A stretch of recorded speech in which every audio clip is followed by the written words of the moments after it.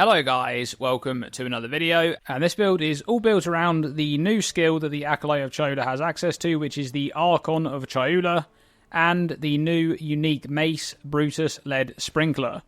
So let's begin with the Archon of Chayula, which is an Archon skill, so it has all of the mechanics of an Archon skill, and if you haven't used something like this before, basically this is a type of buff. It lasts for a base duration of 10 seconds, and then after the buff actually finishes, you will have a recovery period which by default lasts for 20 seconds. Now, because this build pretty much uses this skill as the main delivery method for damage, we want to completely avoid the downside of having to wait 20 seconds before using it again. So to do that, we are making use of a new anoint that you can get in this patch called Dominion, and Dominion is an anoint only node. You can actually see that here on the passive tree. Is shown as a little animation right here, but you actually can't find this on the passive tree. You can only get it by anointing it on your amulet, and you get this nice sort of animation here on the tree. And this one is 50% reduced effect of Archon buffs on you, and Archon buffs have no recovery period after you lose one. So what this means is that the buff that we actually get from Archon of Chayula is a decent buff. It makes it so that you have 20% more physical and chaos damage, and it also makes it so that you have a chance to wither enemies on hit for 4 seconds. Both of those are nice mechanics, but the main part of this skill is actually the triggering of Chayula's Will, which is an extra skill. It's a skill that creates tornadoes, and these tornadoes deal damage. And basically, this part of the skill is not affected by the buff effect. So even with the 50% reduced effect of Archon buffs on you line there on Dominion, it's not going to affect the Chayula's Will triggers that come from this skill. Now, Archon of Chayula is a glory skill. It requires 100 glories to use, and you generate glory by hitting monsters with chaos damage, or by inflicting chaos damage over time debuffs, and you gain glory based on monster power. And we do actually use a bit of glory generation in this build. We get an extra 30% increased glory generation from these two small nodes, and we also have a glove rune right here, which is the Rune of Renown, which is 50% increased glory generation. And the main idea of that is that the faster we can build glory again after losing the buff, we can immediately jump back into the Archon skill again, which is really important for this build. And part of that comes down to the Archon of Chayula triggered skill, which is Chayula's Will. This, because it's a triggered skill, it can actually generate glory, and this is a duration-based skill. Every 3 seconds, you'll create a Chayula's Will, and that 3-second trigger cannot be modified in any way. This isn't modified by duration or cooldown or anything like that. But the duration of the tornadoes themselves can be modified. They have a base duration of 8 seconds. And if I put out the skill information right here, you can see that I currently have a tornado duration of 23.2 seconds. So the reason why I have so much duration there is because I have quite a bit of duration scaling on the tree. We have this wheel right here, which is chaos damage and skill effect duration. There's another wheel right here for increased skill effect duration. And then when we move all the way down here, we have another wheel. And this combined with the prolonged duration support there is bringing up that duration from 8 seconds to about 23 seconds. And that means that basically whenever we have the skill active, we can have so many tornadoes around us all the time. And that is really beneficial because of how these tornadoes work.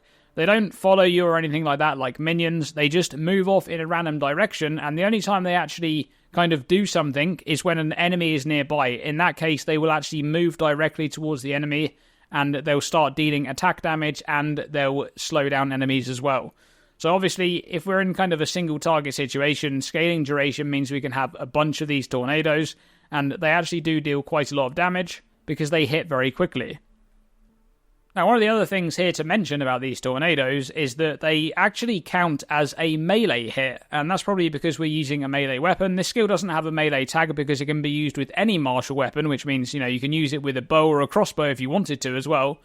But since we're using maces with this build, this actually counts as a melee hit, and that's quite important because that means we can use rage gain on melee hit. For example, we have one right here. We have others here on our jewels. Here's another one gained on melee hit. And there's another one here, and another one here.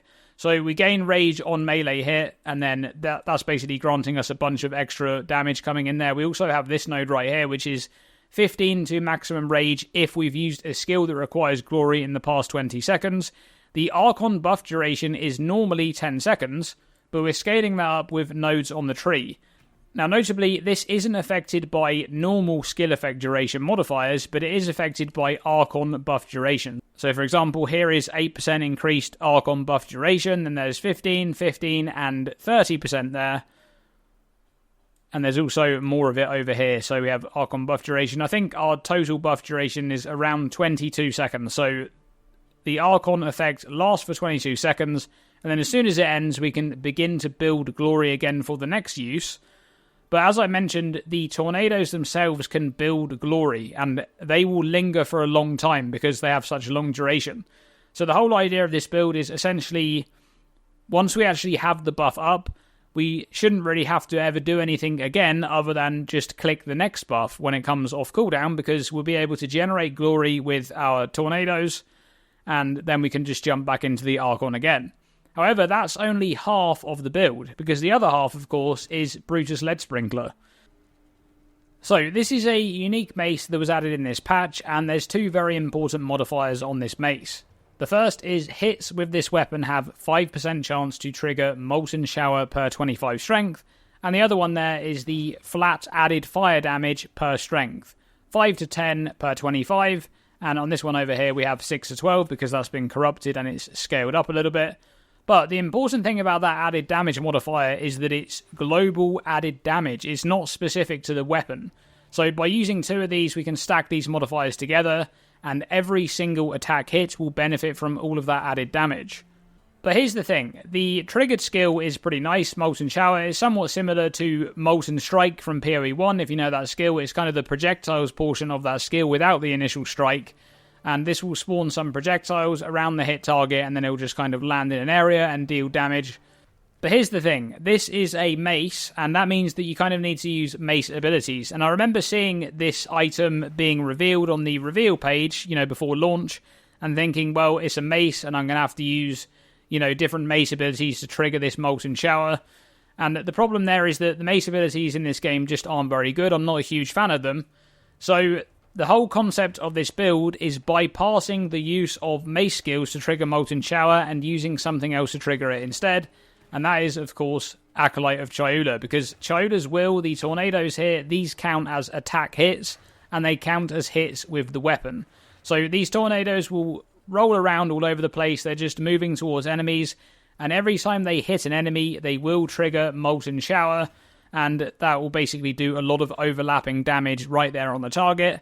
Let's actually discuss the damage scaling a little bit, because there's a couple of ways that we're actually scaling up the damage here. First of all, this is of course a strength stacking build. We currently have 924 strength right now, and all of that strength is scaling up our damage using Iron Grasp. Now this is the rune mastered version of the body armor, which we'll talk about a little bit later, because we need that little bit of runic ward there. But the important part of this body armor is the two keystone-like effects that it grants. First of all, Iron Grip, which is gain no inherent bonus from strength, 1% increased projectile attack damage per 2 strength, and then Iron Will, which is gain no inherent bonus from strength, 1% increased spell damage per 2 strength. And we're making it so that increased spell damage there also applies to attack damage because of Crown of Eyes, which has increases and reductions to spell damage also apply to attacks. That means that these two keystone-like effects together are contributing a total of about 900 or so % increased damage to Molten Shower. That is the main damage of this build. Because whilst we're using Archon of Chayula and the tornadoes that it creates to deal a little bit of damage, and then of course we also have another setup going on here, which is like a curse setup here with Blasphemy and Repulsion, which also does an attack hit. These things are essentially just payloads to get Molten Shower to trigger, because Molten Shower is the main damage in this build, because it also benefits from the Iron Grip keystone there, whereas of course these other ones like the Archon of Chayula tornadoes and the Repulsion hits, those things are not projectiles, so they don't benefit from the extra projectile damage. So that's the flat damage coming from the weapons and the increased damage coming from the body armor. Then, of course, we have the other damage scaling methods, such as the Chaos damage conversion and gain as extra. So we're making use of Original Sin in this build. That converts 100% of elemental damage to Chaos damage. Now, initially, I was using this ring because this Archon of Chayula skill was actually bugged at launch.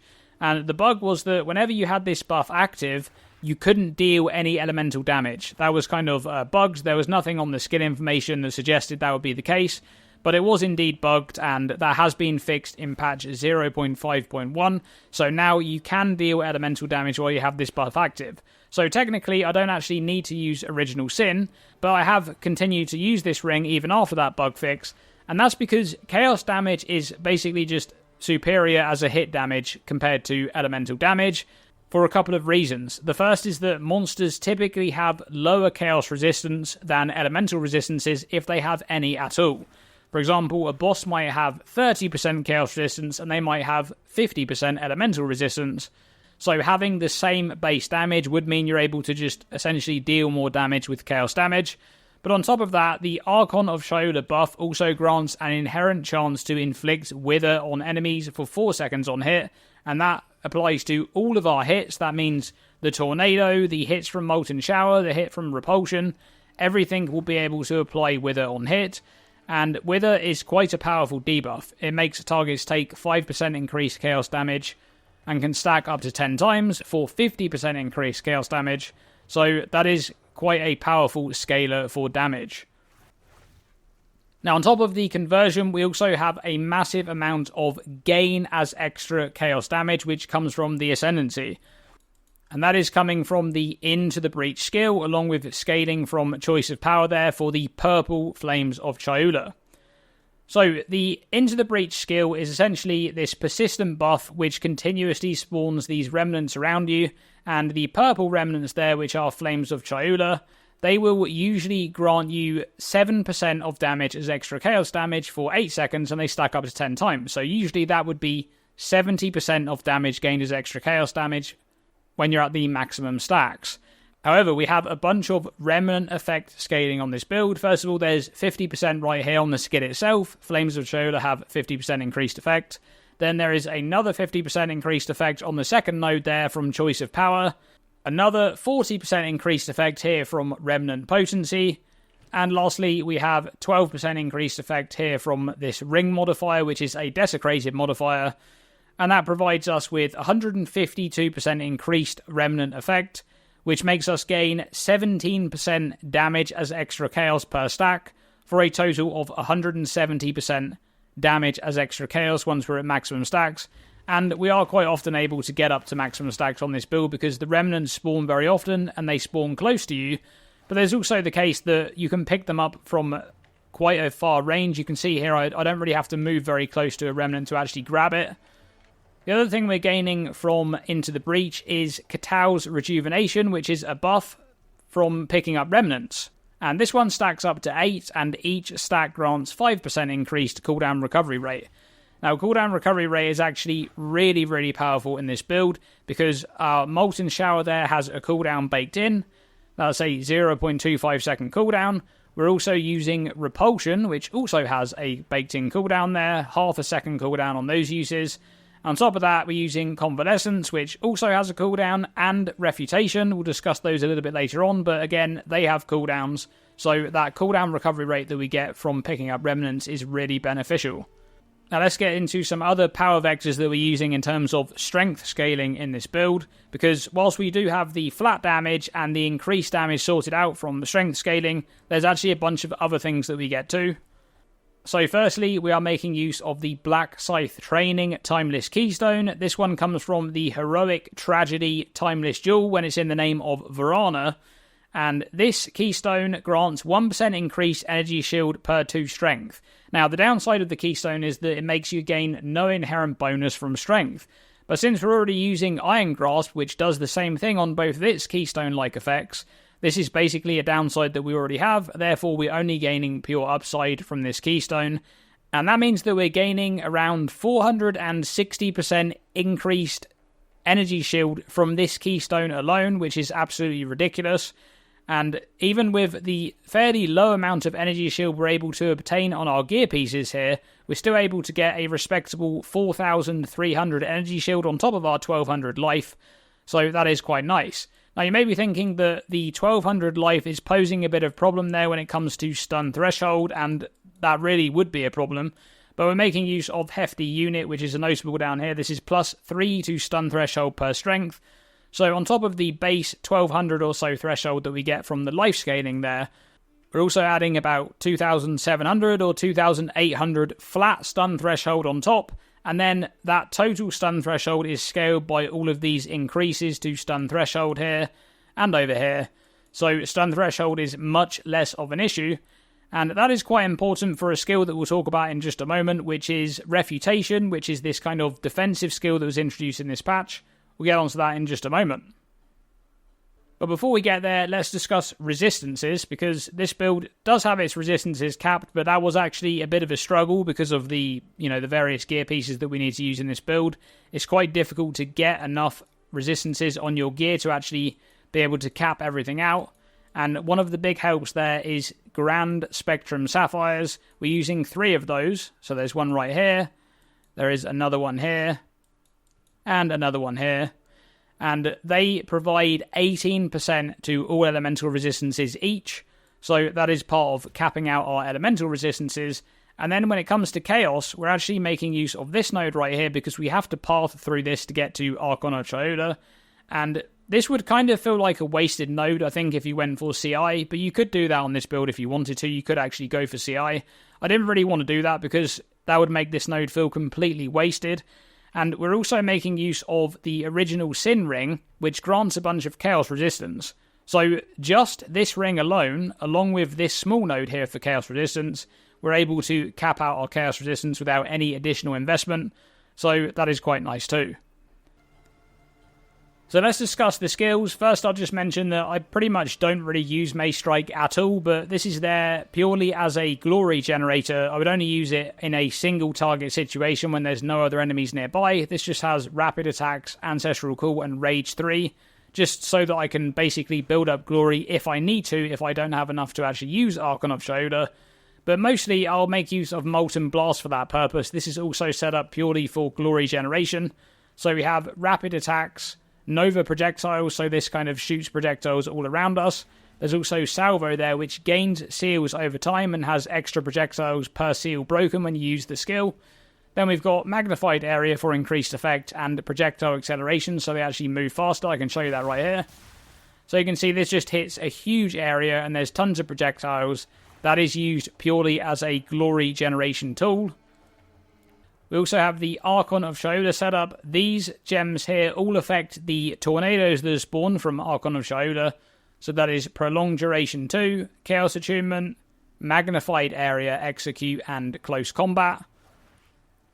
Then we have our Molten Shower triggers there. These are set up with Chaos Attunement, Retreat 3. This one here makes it so that you deal no melee damage, but you deal more projectile damage if you've hit an enemy with a melee hit in the last 2 seconds.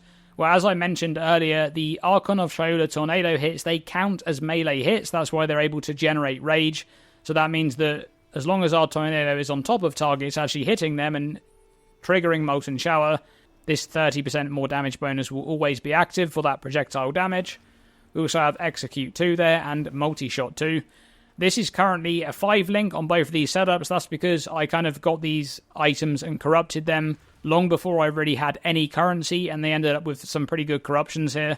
So I'll probably look into kind of min-maxing the build a bit more, and that's when I'll be, using perfect Jeweler's Orbs and things like that. There's also an item that you can get in this patch, which can upgrade an item's skill level to 20. That's very expensive at the moment. I think it's about 20 divines each. So that is another thing you could use there to get a bit more damage out of this. But this is the setup I'm using right now, and to be honest with you, at the moment I have absolutely no issues whatsoever with damage output. This build does insane amounts of damage, so this is not a problem at all. Then we have the Blasphemy setup. This is using Repulsion, which is a new skill in this patch. This is a runic ward skill, and usually you would spend a large amount of runic ward there to curse targets, and this essentially creates an effect there where if the target gets hit, they actually trigger another hit on them, which deals attack damage. So this is the Repulsion wave here. This deals attack damage, and of course this is going to take all of that added damage scaling we've got from the Brutus Lead Sprinkler. And that's supported there by Chaos Attunement, Close Combat, Magnified Area, and Execute. And then lastly, we have this defensive setup going on here, which is Convalescence combined with Refutation. Now, I mentioned earlier how I needed that small amount of Runic Ward. Right now, we have 41 Runic Ward there, which is coming from this Iron Grasp body armor only. And this is a buff skill which spends all of your Runic Ward, and then it provides a really powerful effect, which makes it so you block every incoming hit. And whilst you actually have this effect up, you can't be light stunned, but hits against you build up heavy stun, which is kind of the part that makes it somewhat dangerous. And whenever you actually block hits, you will apply the parried debuff to targets, which makes them take 50% more attack damage. So this is a 50% more damage multiplier. And I already mentioned earlier there about the stun threshold on this build, how it's actually quite high because of all the scaling there from strength and the increased scaling on the tree. And that really comes into effect here with this skill, because usually you have less stun threshold while this buff is active. So it's a little bit dangerous, but we're able to kind of boost up our stun threshold quite a bit. So this is just a really strong defensive ability. And what I actually do is I use both of these skills here together. So Convalescence is a persistent spirit buff skill. Whenever you actually use it, you can force Energy Shield recharge to begin, and it won't stop until Energy Shield reaches full or until the buff runs out of duration. But because we have a lot of duration scaling here, this actually lasts a very, very long time. You can see it here, 12.7 second duration. So what I usually do is if I actually get into trouble and I take a bit of damage, I'll use Refutation followed by Convalescence, and that means that any incoming hits are blocked and I can forcibly recharge my Energy Shield, even if I'm suffering from, damage over time effects, things like bleeding or ignite, or I'm standing on damage over time effects, I can still recharge through that. And this is a really, really nice defensive setup. Now, lastly, I'll mention the gear for this build. We already went over a lot of the main items like the body armor and the helmet, and of course the weapons and the original Sin Ring. Most of the energy shield scaling in this build comes from these crafted gloves here. These are triple tier 1 prefix gloves on the highest energy shield base. And that just means that we have a huge amount of flat energy shield coming in. This is really important because we can't really get a lot of flat energy shield from other gear pieces, so this one is quite powerful in this build. We're also using the new energy shield mod that you can get on belts in this patch. That comes from Breach, when you actually have the option to create caster affixes on the belt. So we have some flat energy shield coming from that. This one also has strength and some resistances there. Notably, the physical thorns, even though it kind of looks like a bit of a meme modifier there, that one actually procs the curse, which also creates an attack hit. So anytime we actually get hit, we can just immediately kill everything because it procs the curse, which procs an attack hit. And if that hit doesn't kill the monsters, it would also trigger Brutus Lead Sprinkler. So that's actually kind of a nice mod to have. Then we've got a ring there, which is just a crafted ring. It has lots of attributes, lots of strength and all attributes. Also a bit of elemental resistances there, and it has the remnant effect, of course. And then we have Astramentus, which I didn't actually mention earlier. Obviously, I showed it because I was talking about the Dominion Anoint, but this is just generally a lot of attributes you can gain from one slot. And another important thing about this is that we can't really afford to, expend nodes on the tree into other attributes. So the fact that this is all attributes is quite good because we end up having a decent amount of both dexterity and intelligence, and we're making use of a lot of skills in this build that actually use other attributes. We have a lot of green gems, for example. We also have Convalescence, which requires 147 in right now. That's a level 19 gem. And Blasphemy also requires 147. So once I actually level those up a little bit more, maybe I'll get them to 21, then they're going to require, maybe 155 or so, something like that. So it is actually quite important that we gain a lot of all attributes there from the amulet slot. And lastly, I'll mention the Decree of Flight, which is a new unique pair of boots in this patch, and this is a really fun item. The reason why I'm using this is for two main modifiers there on the item. So I will just mention that there is the Divine Flight modifier on the item, which makes you fly. You can see I'm kind of floating around here. That comes from these boots. And then the two modifiers that I'm using it for there are the Faster Dodge Roll and Gain Guard equal to a percentage of missing energy shield for 4 seconds when you dodge roll.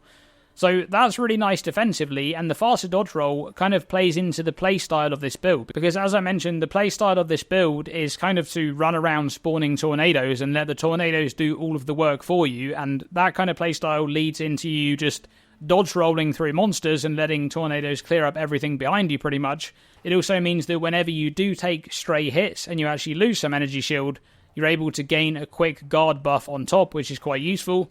So I've been really enjoying these boosts. I think they're really, really strong in this build. But overall, that is pretty much the complete build overview there. And if you guys like me to create a build guide over on Mobilitics for this setup, do let me know about that in the comments and I'll try to make that happen.